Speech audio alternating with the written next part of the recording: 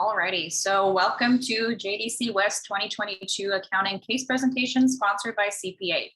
Thank you to our judges, Alex Mariano, Gita Tucker, Nikki Bello, Gary Sorba, and Sana Anwar. Competitors will have a maximum of 20 minutes to present. Immediately following the presentation, judges will have a total of 5 minutes to ask the presenters questions.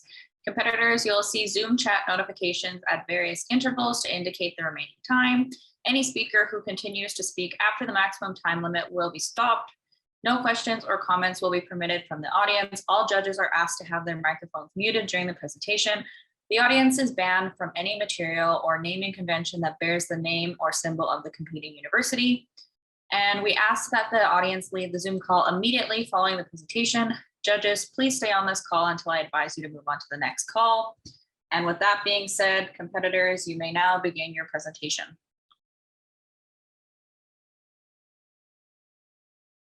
We'll just get our screen share set up.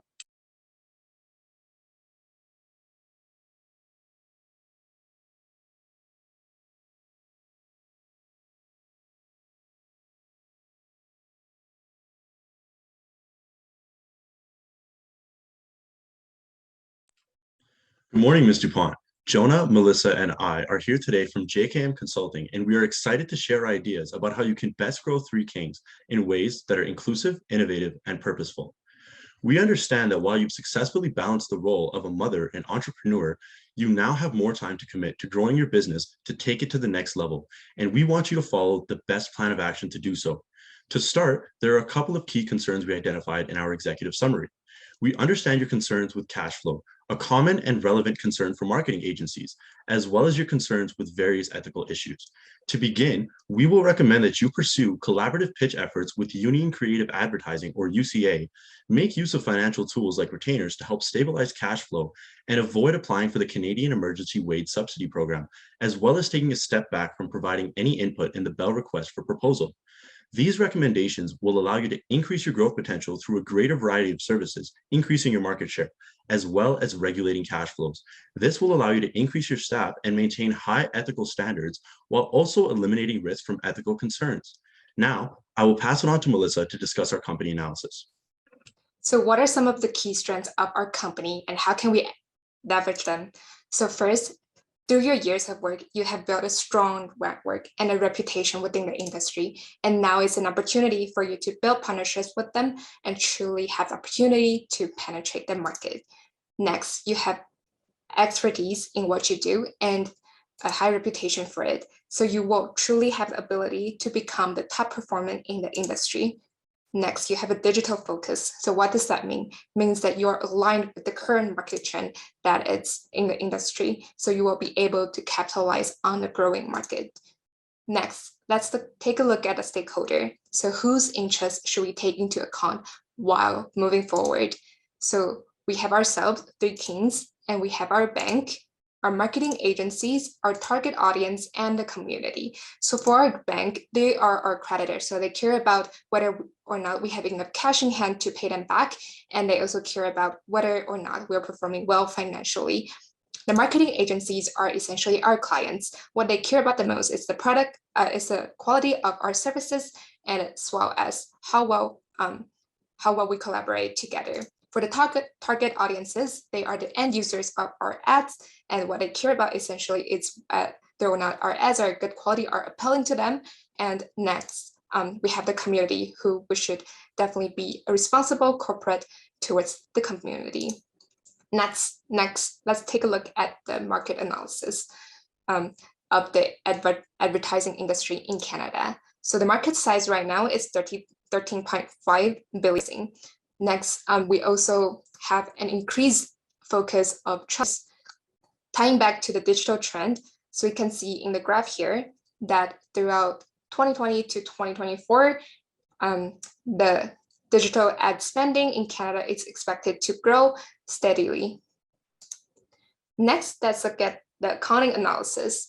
So for the accounting analysis, we want to make sure that our financial statements are properly represented so that our stakeholders can get a true understanding of our financials, as well as yourself be able to understand how well your company is performing financially.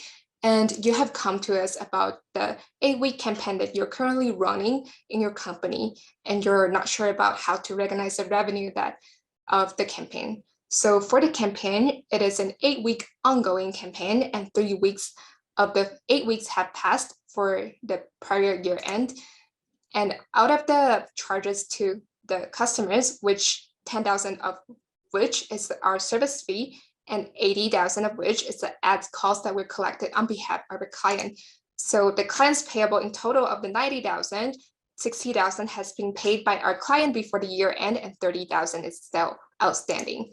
So what had been previously done is that you have recorded the 60,000 as revenue in the last. It's in line with the SP standard. As a Canadian private company, you should be aligning your financial statements with the SP standards. So here the 3,400 revenue standard. So for revenue from service transactions and long-term contracts, since you're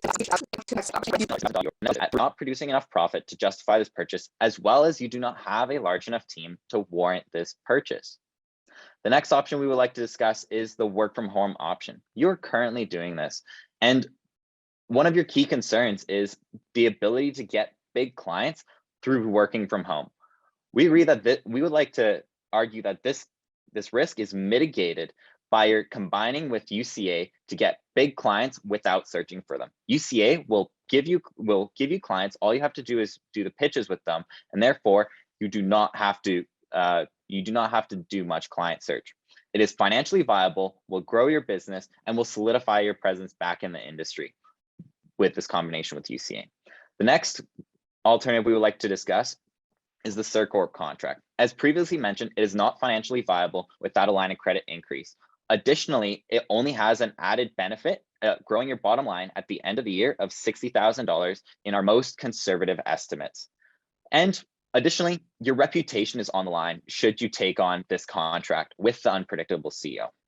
The last alternative that we would like to explore is the UCA contract. Currently, this is the most financially viable of all the contracts that you have proposed to us. It has a NPV in our most conservative estimates of $168,000 end of year bottom line profit in your pocket. And it solidifies your presence and reputation back in the marketing industry by targeting. Your friend has approached you and asked you for information regarding this deal, and there's a conflict of interest for you providing this information to your friend. This goes against an ethical code and also goes against your personal moral compass. The last ethical issue we would like you to address is what you should charge for your services in regards to the Truth and Reconciliation Commission project. We're suggesting that you take on this work pro bono and only charge the commission, only charge the cost to run the ads, because it is the morally right thing to do. It also has the added benefit of increasing your personal and your company's reputation by only volunteering your time for this project. Next, I will pass it on to Kabir to further dive into the plan on how we plan to tackle this reconciliation. You have high potential to leverage your network in the industry to grow your business, which is exponentially compounded when combined with the skills and talents brought with the UCA. Combining your efforts with the UCA will diversify your product offerings, allowing you to further develop your pre-existing product and service offerings. Through this partnership, you will also be able to gain exposure to new clients, like Jonah said, and expand your markets. Essentially, this partnership will give your business great potential to grow and establish yourself as an industry leader. Next, I will discuss further into the UCA partnership. Similarly, we have broken up this partnership proposal into 4 key steps. We recommend you begin by proposing a partnership so both parties are on the same page before beginning collaborative efforts, especially with the key metrics of success for determining the success of your partnership. After, you can begin your 15 collaborative pitches with UCA, followed by a measurement of the success of this collaboration. Finally, conditional to the success of your collaborative efforts, we recommend that you incorporate and establish an equally split partnership between yourself and the 2 founders of UCA, solidifying your stake in the market and the variety of services that both the entities can provide. Next, I'll discuss risk and mitigation. We have identified a couple key concerns with potential risks for your business and how to best mitigate them. First, we understand your concern with difficulties to establish credibility and network to gain new clients without a downtown office. Pursuing our recommendation of a collaborative pitch effort with the UCA gives you the opportunity to meet large clients in the industry without the cost of customer acquisition or the need for downtown offices. Next, we understand the risks associated with the partnership proposal and the possibility of the UCA declining this offer. If this does occur, we recommend that you reinvest the excess capital from the initial pitch collaboration into future growth opportunities for your company. Finally, we understand your concern with successfully managing staff without the face-to-face management that was present before COVID. To tackle this concern, we recommend you hire former colleagues, which will eliminate the risk of productivity concerns with the added benefit of maintaining a high caliber of completed work. Through your collaboration with UCA and the launch of an Indigenous NFT collection, we have outlined the following key performance indicators. We expect that you will observe a 30% increase in digital traffic through your niche advantage in the digital marketing space, as well as a 40% client repeat rate for clients acquired through pitches done with the UCA. Adding on to that, we expect that 6 of your 15 pitches with the UCA will lead to client acquisition, a conservative 40% estimate. Finally, our last indicator is the on-time launch of the Indigenous NFT collection on September 30th, the National Day for Truth and Reconciliation. To summarize, today we presented solutions to you for concerns about the best plan of action for the growth of Three Kings, concerns over consistent cash flows, and concerns over various ethical concerns. We recommend that Three Kings pursues a mutually beneficial partnership with UCA, adding value to both organizations, as well as bringing in lots of positive cash flow. We also recommend that you avoid the use of wage subsidy programs and take a step back regarding input into Bell's request for proposal bids.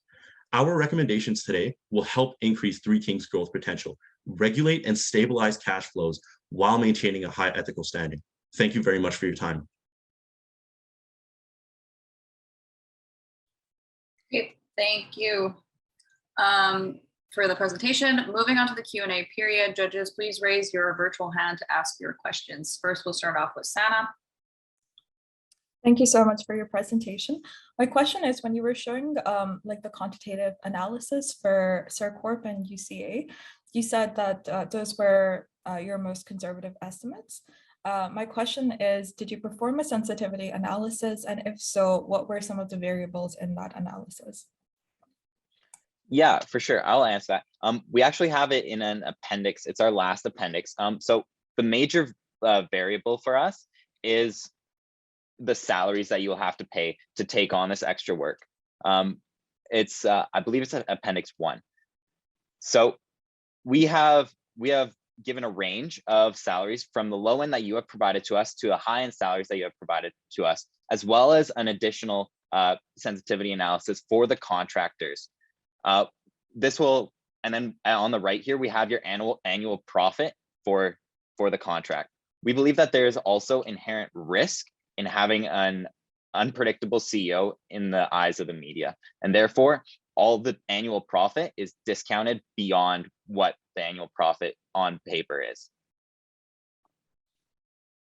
Okay, thank you. Moving on next to Gary. Okay, I just wanted to touch on the discussion about a partnership with UCA. Could that be a bit something that wasn't really discussed in the case, almost like a magic bullet, something where you're very ambitious that it could work out, but it could also land flat right away. We don't know where they stand on such a proposition. Can you Absolutely. Oh, sorry.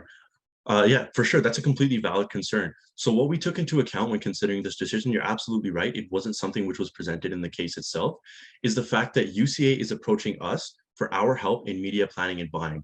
We are in a position of power because we have a unique value and a unique skill set that they currently do not have. On top of that, another thing that we examined was the 6 facets of marketing. Currently, Three Kings has media planning and buying and media strategy, while UCA is founded in the other 4 facets of marketing.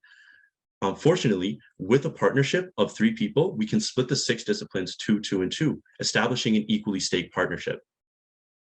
Thank you for that question. You're welcome. Okay, moving on next to Geeta. Great, thank you for your presentation. In your recommendations, you're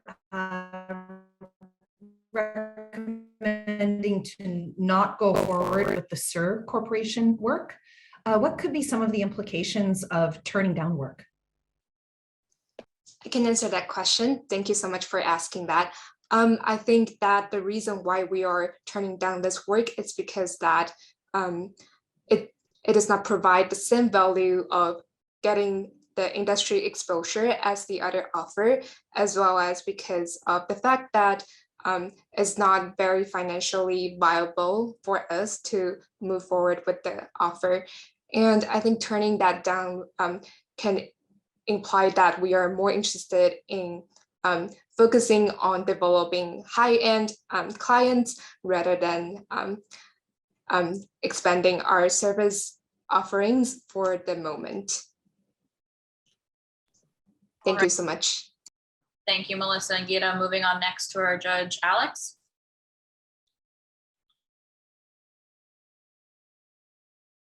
All right. So you have made a recommendation not to proceed with either getting a lease or purchasing the building.